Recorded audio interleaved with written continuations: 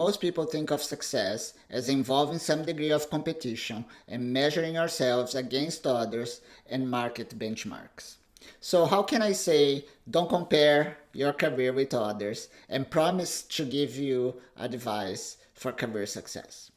In this video, I'll share insights I learned by living a real career.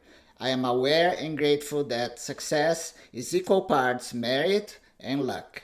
My name is Marcio. In my 35-year career, against all initial odds, I have achieved a fair amount of what we conventionally call success.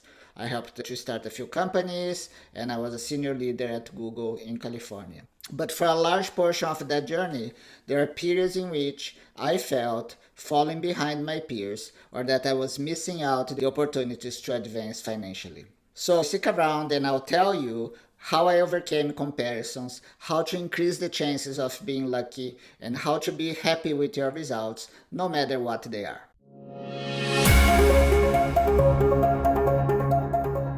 Welcome to Careerscast. Comparing yourself to others is a common human behavior shaped by both evolution and culture.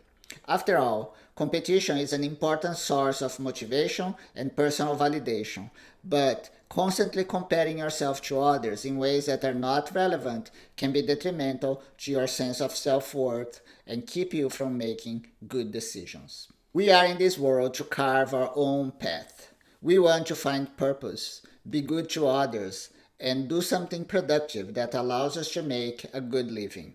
The universe in which you can carve your path is very broad, so don't be afraid of being different. You are behind someone only if you intend to follow the exact same trajectory as theirs.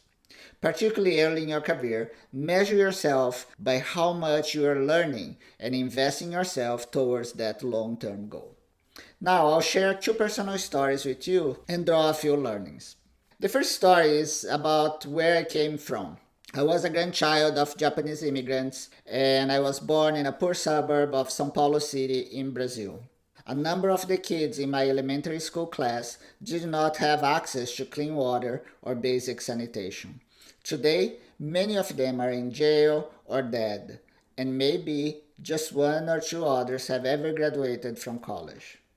I share that story today not to give you an inspired testament of how hardworking and believing in yourself can create success stories. I share that story with you because I know and I remember that many of those kids were as smart and capable and hardworking as I was, but that they were unlucky to be born under the circumstances that gave them no chance of finishing their studies, meeting the right mentors, or having the opportunities to create a successful career path. So, if you're going to compare yourself, be grateful for the luxury of the opportunity to have career dreams. The privilege should be used to create the motivation to push forward and use it for your own good and to do something positive with your life.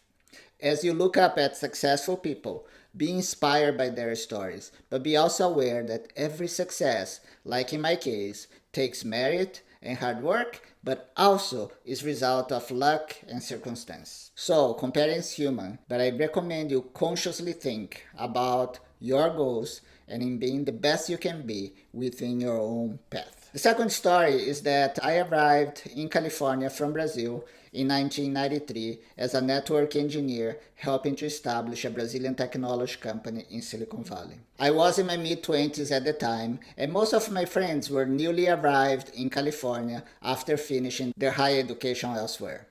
We lived in the early years of the internet boom, and I specifically remember a few of those friends mocking me for working very hard for very little pay in a struggling startup when comfortable corporate jobs were plentiful. I did not really have a choice as my professional destiny was tied to that company, but that comparison put me down, with the feeling I was here but not participating in the prosperity of Silicon Valley. Then, if we fast forward 30 years, and two of those friends who I still track had boring careers, stagnated relatively early, and had to early retire for lack of opportunity as they reached middle age. Comparatively, over the long term, I achieved more conventional success, and I think I am much happier with the results of a career that started with more focus on learning and hard work and allowed me to have both financial security and a sense of purpose and accomplishment later in life. The lesson is that each path is different and each trajectory is different. And when you are in your early 20s, you do not want to make decisions by comparing with your more conservative peers, because your 20s is the time for you to take risks, to experiment, and to learn a lot so that you can draw experience to find your final destination. Because comparing ourselves to others is something we cannot stop doing, at least when you compare yourself unfavorably. Make sure to use that feeling to feed your motivation to do better, to learn from the example of others. Think how you can reduce the gap by be humble and ask them for advice rather than feeling jealous or wishing your friends worse luck than they currently have.